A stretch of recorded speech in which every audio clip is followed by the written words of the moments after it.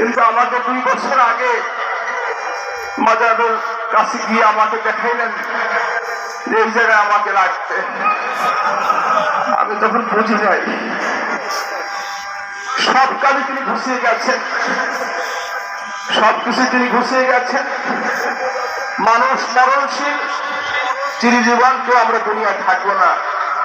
এক মুহূর্ত আগেও হবে না, পরেও হবে না। ইযা জা আজালুহুম লা ইস্তাখিরুনা সাআতান ওয়া লা ইস্তাকদিমুন।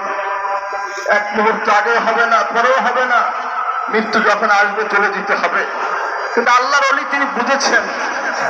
অনেকবার আমাকে সিগন্যাল দিয়েছেন, চেষ্টা করো না, আমাকে আল্লাহর উপর ছেড়ে দাও। হাজির, যাই হোক, দুনিয়াবি হিসেবে যতটুকু চেষ্টা করা দরকার চেষ্টা করেছি, কিছুই করতে পারি নাই। আল্লাহ পাক যেন আমাদেরকে এই শোককে শক্তিতে পূরণ করেন, ধৈর্য ধারণ করার তৌফিক দান করেন। আমার আম্মাও খুব অসুস্থ, আমার বোনেরা আছে, ভাই আছে, সকলে অসুস্থ অবস্থা, প্রভুরা আছেন। যাই হোক, দোয়া চাই, দোয়া করে আল্লাহ পাক যেন সবাইকে ধৈর্য তৌফিক দান করেন। সারসিনা শরীফ একটি আদর্শবাদী দরবার, ঠিক কিনা বলেন? শিরক বিদআত মুক্ত দরবার, ঠিক কিনা বলেন? যতদিন এই দরবার বিদআত মুক্ত থাকবে, শিরক মুক্ত থাকবে, শরীয়ত অনুযায়ী চলবে, ততদিন এটা হক্কানি দরবার, ঠিক কিনা বলেন?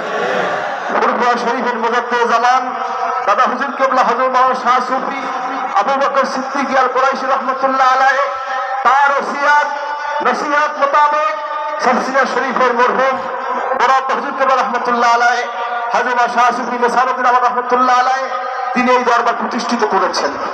ফুরফুরার থেকে সারসিনা আলাদা নয়, ঠিক কিনা বলেন? সারসিনা ফুরফুরার সন্তান। ফুরফুরার বাইরে সারসিনা কোনোদিন হতে পারে না।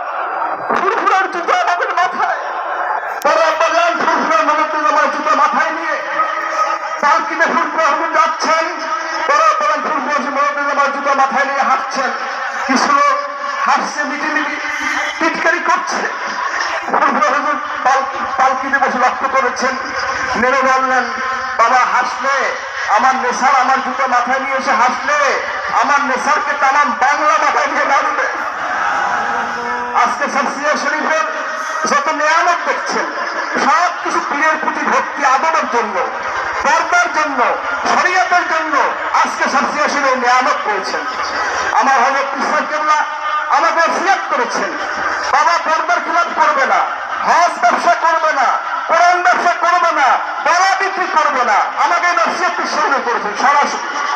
হাজিরিন, যাই হোক, আমার কোনো যোগ্যতা নাই, আমার কোনো এলেম নাই, আমার কোনো আমল নাই, শুধু শুধু আমার মাথায় দায়িত্ব চাপে রয়েছে। আমি আল্লাহর কাছে সাহায্য চাই। ও আল্লাহ, মুরব্বীরা যখন দোয়া করেছে, আমাকে বিশ্বাস করে দায়িত্ব দিয়েছে, আমি যেন বিশ্বাসঘাতক না হই, আমি যেন আল্লাহ এবং নবীর বাইরে না যাই, এই দোয়াটা আপনাদের কাছে চাই। হযরত ইসমাঈলের জবান বন্ধ হওয়ার আগে আমাকে বলেছে, বাবা আল্লাহর বাইরে যাবে না, নবীর বাইরে যাবে না, সুন্নাতের বাইরে যাবে না, এই নসিহত আমাকে করেছে। আমরা আজকে সেই জিম্মা নিয়ে আপনাদেরকে বলতে চাই, আল্লাহর